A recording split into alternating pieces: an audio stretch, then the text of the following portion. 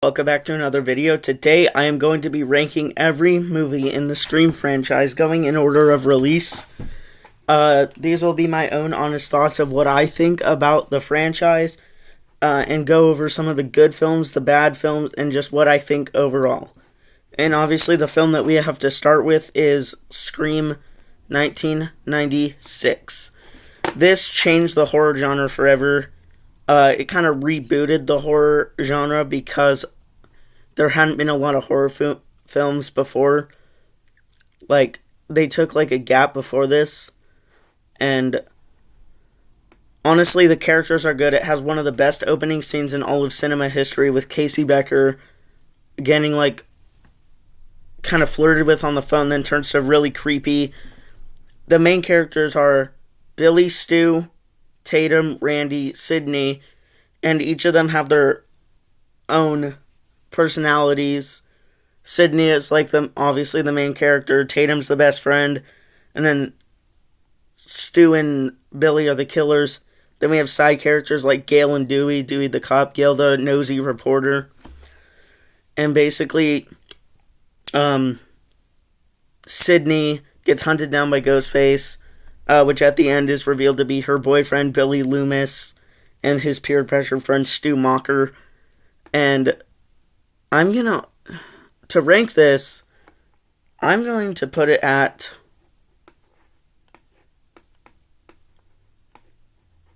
in A tier, or S tier. I don't know what's going on, hold on.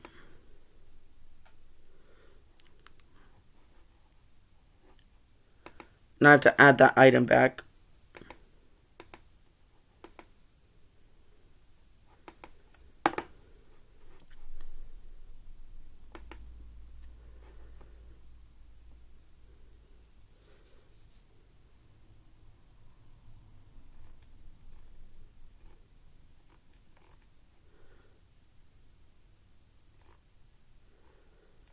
I have to find it in my files. Sorry, guys. Where is it? There it is. Okay. To rank Scream 1, I'm going to go over the plot. So basically, at the beginning of the film, Casey Becker and her boyfriend Steve Orris get killed. Sparks off the movie. It's going in S tier. This being the first, it's a great film. But basically, Stu and Billy, not knowing anyone not knowing who they are, they go and kill a bunch of high school students, and then at the end, Gail, Dewey, Randy, Sydney, and Sydney's father are the only one left. They plan to frame Sydney's dad by shooting Sydney in the head, and then Stu and Billy being the only survivors. They plan to frame her dad with the voice changer in his pocket, which they used to make the phone calls, an homage to the movie When a Stranger Calls. They basically plan to frame her dad, kill Sydney, and then at the end they become full psychos and start like stabbing each other in the stomachs to make it seem more believable.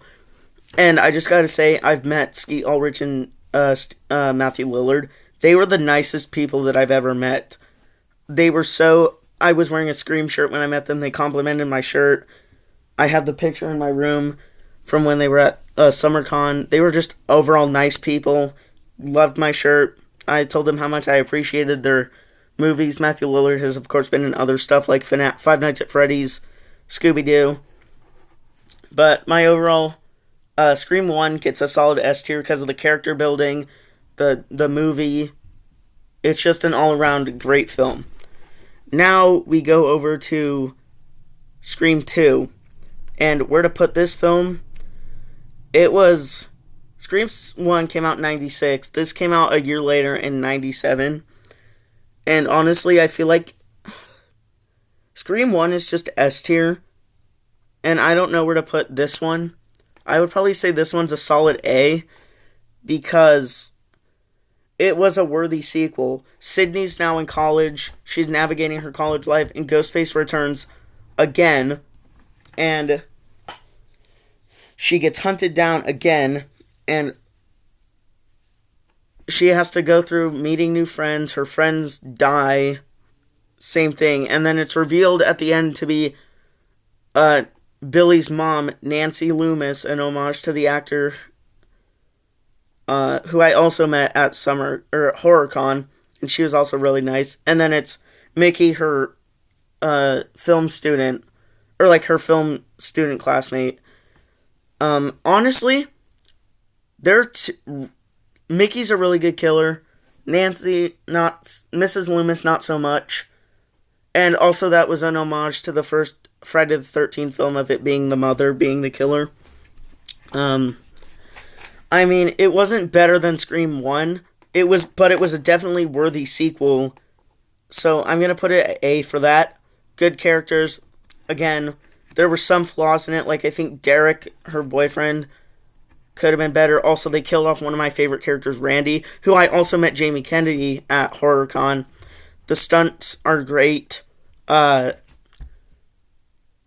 a good sequel. And then the opening scene is one of my favorites from the franchise, where Maureen Evans gets killed in the theater after her boyfriend gets killed in the bathroom. Then she's dying in front of the whole theater. And yeah, the opening scene is just really, really good. Now, on to my least favorite of the franchise. And you might be saying, least favorite, there's one that's worse. And I'll get to that later. But for Scream 3, I'm going to have to put it in F tier. Now, I watched Scream 1 when I was 12, and then I watched the rest. And then Scream 7 was the first one I saw in theaters. But for Scream 3, there's just like... The killer, Roman, is not bad, and he's the only single Ghostface, having no partner. It was rumored for him to have a partner of Angelina Tyler, but then the script got leaked and they scrapped that. But it was also insinuated in the movie. One of my favorite kills is from this movie, which is when... I don't remember her name. Oh, Sarah Darling. Sarah Darling gets killed in the costume department, where Roman hides as Ghostface in the costume rack, and honestly, that was a great kill, well executed. But I don't like how Roman was related to Sydney being her half-brother. It just really didn't sit right with me. Again, Sydney's back. She's doing a women's crisis hotline now. Ghostface hunts her down again. Yada yada. Same thing with all these films. I just think that Sydney needs to catch a break. Also, this one was 2000, so a 3-year gap from the second one, and they follow our real life timeline in the years if these were actually real. I do like the characters, but it's just like the voice changer is really stupid how it can change people's voices. They didn't have that technology in 2000. And a character from the opening scene that I haven't talked about in the other two is Cotton Weary. Cotton Weary saves the day in Scream 2. He was framed for Sydney's mother's death in Scream 1. He dies in the third one at the beginning. Spoilers for all of these, by the way. These have been out 30 years by now, except for the newest one. I just don't like that. I like this movie, but I just don't like it more than the others. It's an alright movie. It's just going in F tier because I can't place it any higher than these, because I feel like it doesn't deserve it. Also, Gale's bangs in this movie are atrocious. I'll put them in image right now. What was the hair team thinking with this decision?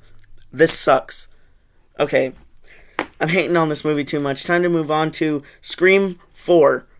Now, this one had the longest break between movies in all of, Scream. So, the first one was a year gap between the first and second one. 3-year gap between second and third. This one was an 11-year gap made in 2011. And honestly, I'm going to put it at C tier. I like how it was fresh and new. I liked the returning characters and the new characters. We got Judy Hicks, which is kind of a mid-character in the next two movies, but in this one and Scream 5, but she adds a lot to the suspense. She's one of the main suspects when I first watched it of this being the killer. Sydney's back. She's an author now. Gale is struggling to write a new book. I like Kirby, Jill, and Charlie, and then my favorite is Robbie Mercer, the film guy. I actually have the original Stab shirt he wears. This is one of the best killer reveals in the whole franchise. because of it being like Jill actually gets away with it, unlike Billy and Stu. But then she's at the end, she's defibrillated by Sydney, and I'll put the clip here. Clear. That is like one of the best scenes from that movie. I don't know where to put this. I'm split between B and C. There's a film that deserves to go. I'll put it at B tier. There's a film that deserves to go in C tier. But I just think I'm also going to have the hot take. There's no bad Scream movie. I feel like all of them are enjoyable, but some are better than others in their own way. Like, this one was, like, one of my favorites. Obviously, this one's my favorite. Yeah, that's all I have to say about Scream 4. Basically, Jill doesn't get away with it. Charlie doesn't get away with it. Jill actually kills Charlie, her accomplice, at the end, and then she gets defibrillated, as I showed earlier. Alright, now we're going on to... This was also one of the longest breaks. This was also 11 years with Scream 5, which I'm going to put next to Scream 2 in A tier.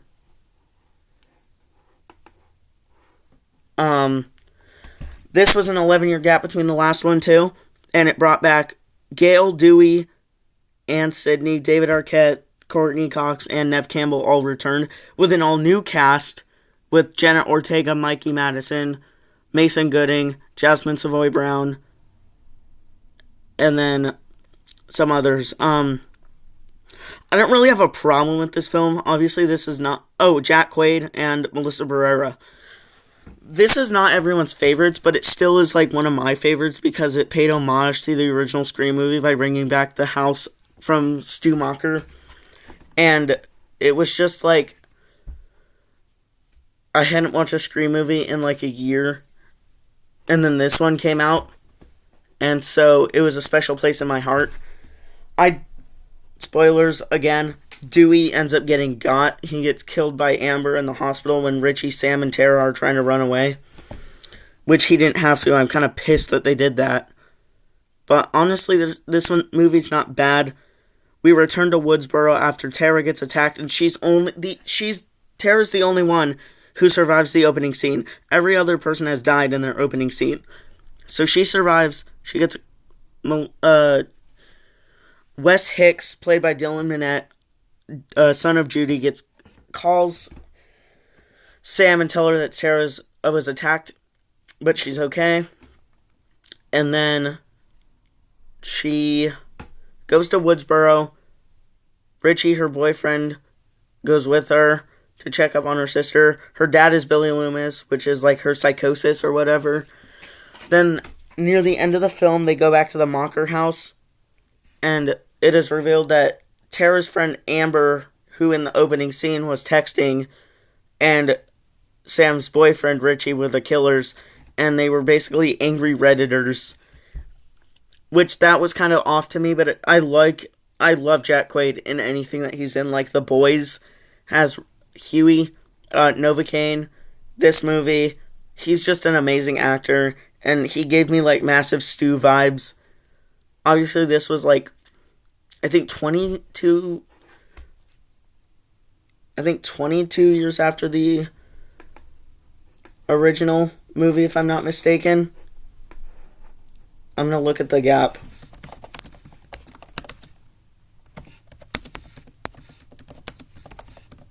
What was the gap between Scream 1 and Scream 5?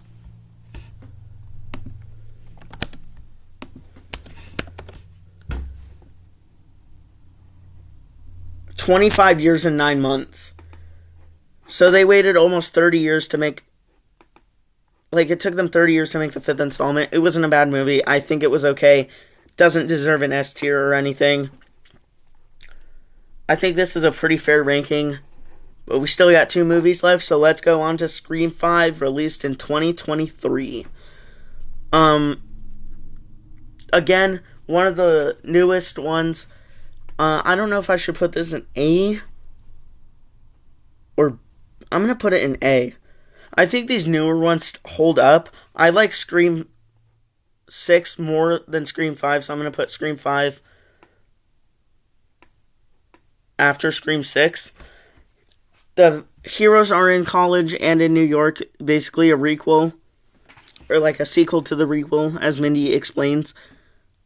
This movie has three killers, being Detective Wayne Bailey,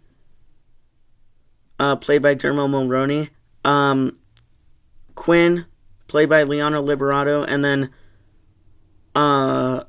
Ethan Landry, played by who plays him?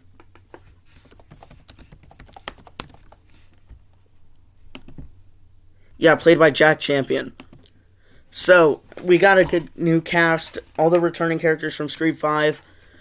So basically, they're in New York, Ghostface killer attacks, but he leaves the mask of the previous Ghostface in different places that he kills people, eventually leading down to the killer reveal at the end in the theater full of memorabilia that the three killers, Wayne, Quinn, and Ethan, Richie was their brother, mad at Sam for killing him, even though Richie was a psychopath. This kind of loses its way towards the middle with Gale being killed, but honestly, it was still a fair movie. Good movie, good characters, good plot. Now we get on to Scream 7, and this goes to C. Now, this was the first one I saw in theaters. It didn't dampen my experience. I thought the experience was pretty good.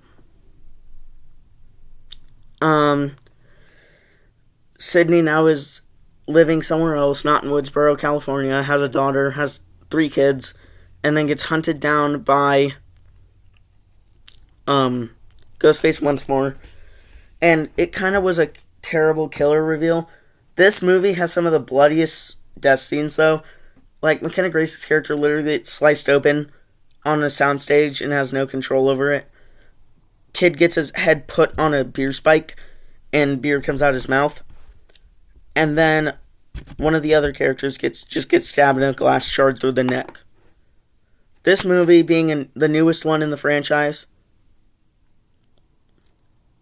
it was good, but it wasn't bad, but it also wasn't good. I think it is better than Scream 3. Plot breakdown: Sydney's just in a new place.